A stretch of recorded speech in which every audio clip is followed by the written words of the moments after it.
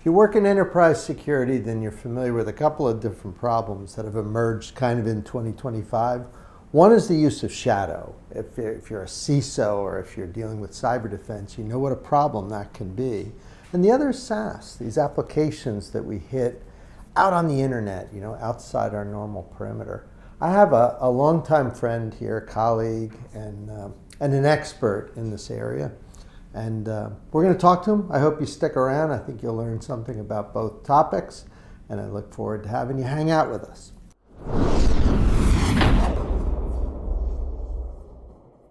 Hi, it's Ed Amoroso from TAG. I want to welcome you to our discussion here. We're going to have a little kind of a chat here with an expert, Russ Spitler, who I've known many years. He is the co-founder of a very cool cybersecurity startup called Nudge Security. Russ and I met back in the days when he was running a part of a very cool cybersecurity company that AT&T acquired. We became friends then, and now we're going to learn a little bit about SaaS security. Russ, welcome to our little studio here.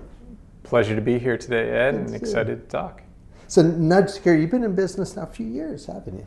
Yeah, just around 3 years at this point. So been a great experience and certainly a lot of evolution in terms of the understanding of what we do and the challenges that we're helping companies face. One thing you told me about that I think is awesome that I want you to share is when we look at kind of the relative sort of allocation of budget, time, attention to a security program, if you're doing it right, it would match up more or less with threats, usage, like there'd be a proportion.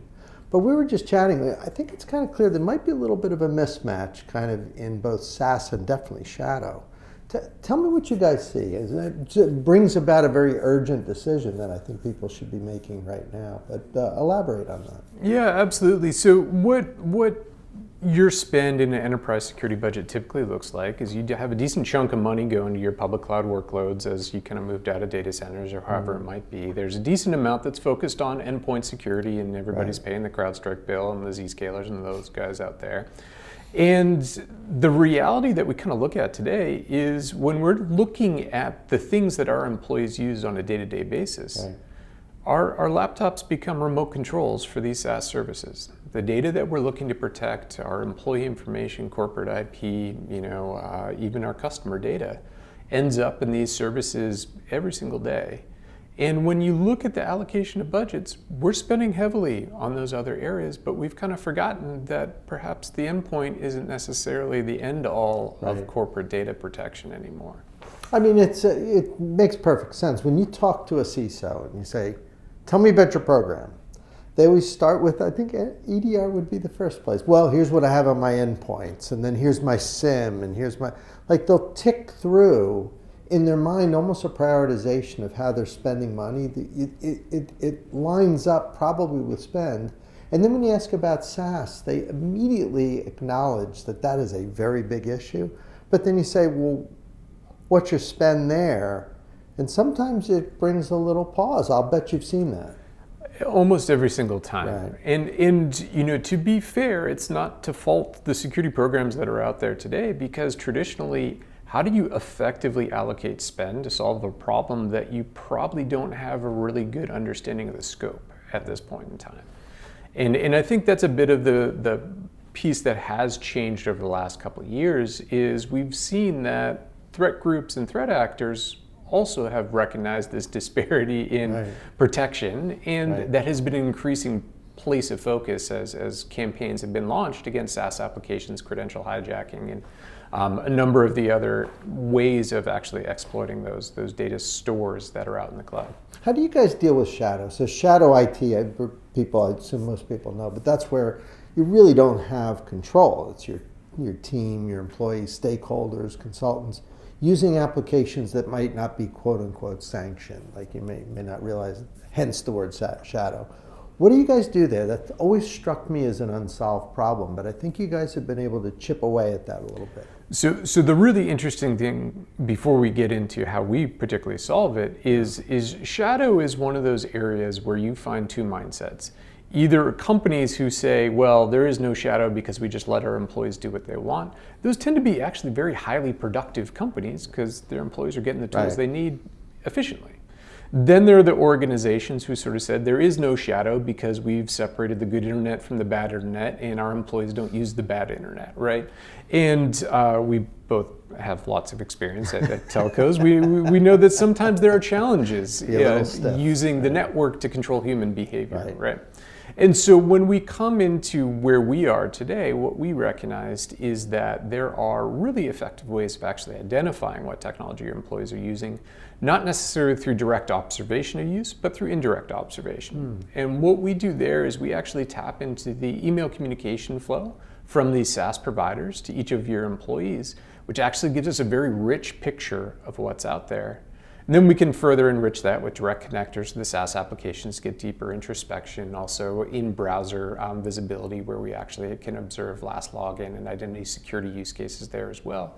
But those 3 points of view put together give you a system of record of what your employees are accessing, how they're accessing it, where there's security risks, where there are places where you're not leveraging the security features as effectively, where there are places where there's just simply unmanaged risk in data that's being stored in these applications.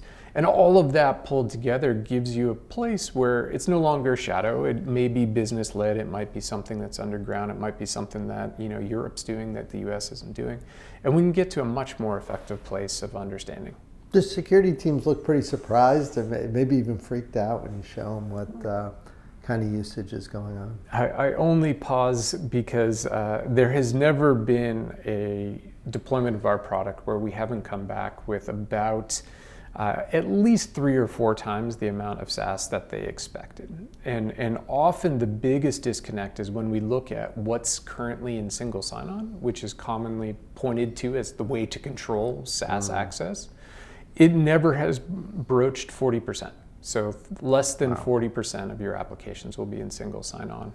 And then similarly, when we kind of compare that with what might have gone through the sort of vendor security review or third-party risk management process, typically the high water mark there is about 20% of your applications that you're using have gone through that process. So this can and should be pretty tightly integrated with your IAM, I would imagine? Well, there are kind of 3 major areas that we see. Obviously, the third-party risk management. Once you actually know what's out there, you should probably figure out if you can trust these people, these companies. The second, of course, is identity. So who has access? What is the nature of their access? How is that provisioned? Those are places where there's often pretty major gaps. And, we've been watching SailPoint deployments for 50 years at this point, it seems like.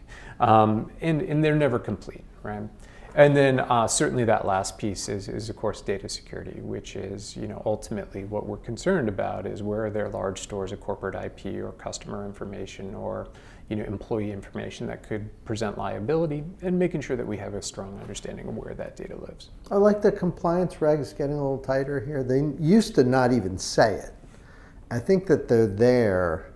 Are we on sort of a path toward a little bit more intensity of requirement here? So what is interesting about compliance regulations is most of them sort of are agnostic of the storage method, which is the company asserts and has the liability regardless of whether it's in an Oracle database in a rack in their office or if it's in a Snowflake. So they just say app. They'll say app, and they'll concern more primarily around the actual data records than necessarily the storage media. Which is wrong, because there's a big difference, I think, obviously.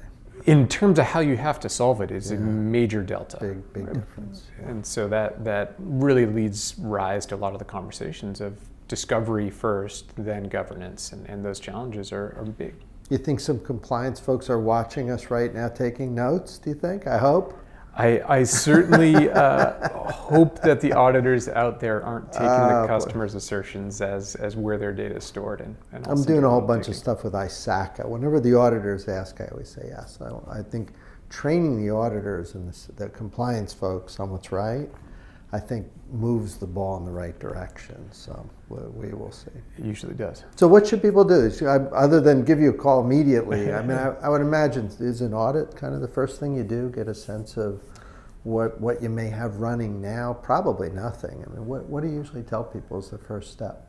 Yeah, so the first step that people typically take is they go to their kind of network logs and maybe back into that Zscaler portal or something. That's going to give you insight in about 50 to 60% of what you're doing. Yeah. So if what is showing up there scares you, then it's time to dig a little To deeper. call you. Exactly. Russ, I want to thank you for stopping by. I hope people give you a call. Nudge Security's the company, and I hope you guys keep doing what you're doing. It's good for our industry.